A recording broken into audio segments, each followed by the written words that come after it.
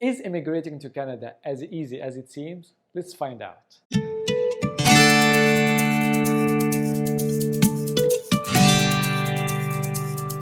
years ago, I decided to come to Canada as an immigrant, and everybody told me you just need to have your college degree, 3 years work experience, and passing the IELTS exam.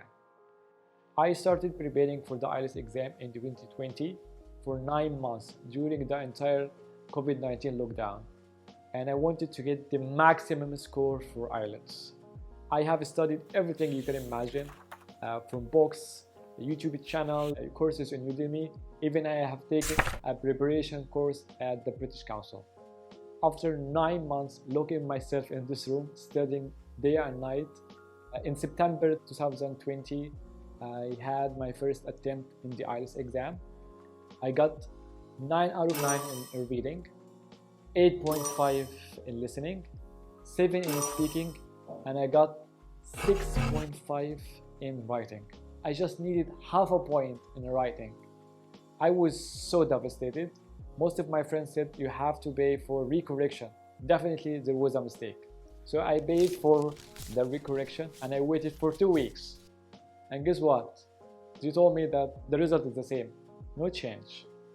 I was really devastated, and I had to retake the exam. So I studied for 2 more months, paid more money to sit for the exam, and guess what? It was the same result, 6.5 writing. I was angry and I had no idea what to do. My friends suggested to study more, get a better evaluation, and resit for the exam for the 3rd time. So I studied for 2 more months, paid money for the 3rd attempt, and guess what? The result was the same, 6.5 in writing. I had to go for recorrection, paid more money, and the result was the same. As you can see, I studied 1 year, full time, 3 attempts, and I couldn't get the score. I was depressed. I had no idea what to do, because every time you sit for the exam and you get the score, there is no feedback. You don't get a feedback why you got the score. Could be grammar mistake, could be about your vocab. And specifically for writing, it could be anything. So what I have done is I decided to change the instructor. I looked for an instructor who had achieved 8 in writing. His name was Ahmed Bilal, and he told me that we have to go deeper in grammar, punctuation, and I had to write a lot. So for 5 months, every single day, I used to write. I wrote about 500 essays in 5 months. In the first attempt, I was able to get the 7 in writing. Everybody was so happy for me. But there is a big but. I got 6.5 in listening. My score went from 8.5 to 6.5. Why? You see, half a point in writing haunted me. Half a point I am in my country, half a point you are in Canada. During the exam, I bleeded because of the stress. I couldn't sleep before the exam. I had no idea what to do. My instructor told me that you should talk with a psychiatrist because there is nothing I could do for you. And I felt like, okay, now I'm facing a different problem, and that's how to pass the exam and handling anxiety and lack of focus and lack of sleep. So I started digging how can I do that, and I developed my own techniques. In the 5th attempt in the exam, I was able to get 7.5 in writing, the maximum score you can get for Canada, which is CLB 10. It was a big achievement for me.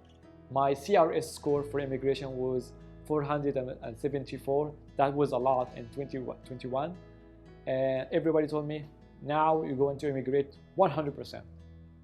I was over the moon, to be honest with you.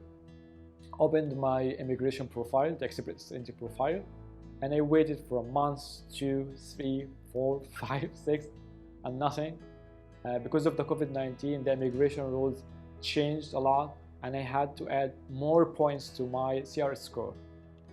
The only thing that could allow me to add more points was learning French and taking the TCF exam, which is equivalent to the IELTS exam. but in the French language. But I had no idea how to speak French. I never studied French. Great. Okay, faster. Je m'appelle. Pelle. Je m'appelle. Me poupou. So I had to learn French from scratch. And there was a big challenge. The IELTS certificate is only valid for 2 years. So I had to learn French and I had to pass the exam for 2 years. And that was a big challenge. I was extremely burnt out, to be honest, depressed, but I had to do it no matter what. So I locked myself again in my room for a year to study French, starting from A1 to get B2, which is B2 in French. I studied every day for about 15 hours and I had to take the exam twice. After applying what I have learned in the IELTS, I applied the same techniques, management techniques of lack of focus, and everything that I have learned effectively in my IELTS journey, I have applied it in the French journey and was able to get the score only after the second time. My score of the immigration went from 474 to 540, and I was able to get the invitation for the PR in just 1 week. And right now, I'm talking with you from Canada. And that was my journey.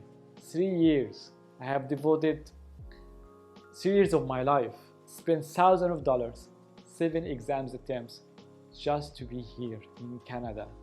So it's up to you to judge. Is it easy to come to Canada? Well, if you want to find more about my journey, follow up my next video. Au revoir.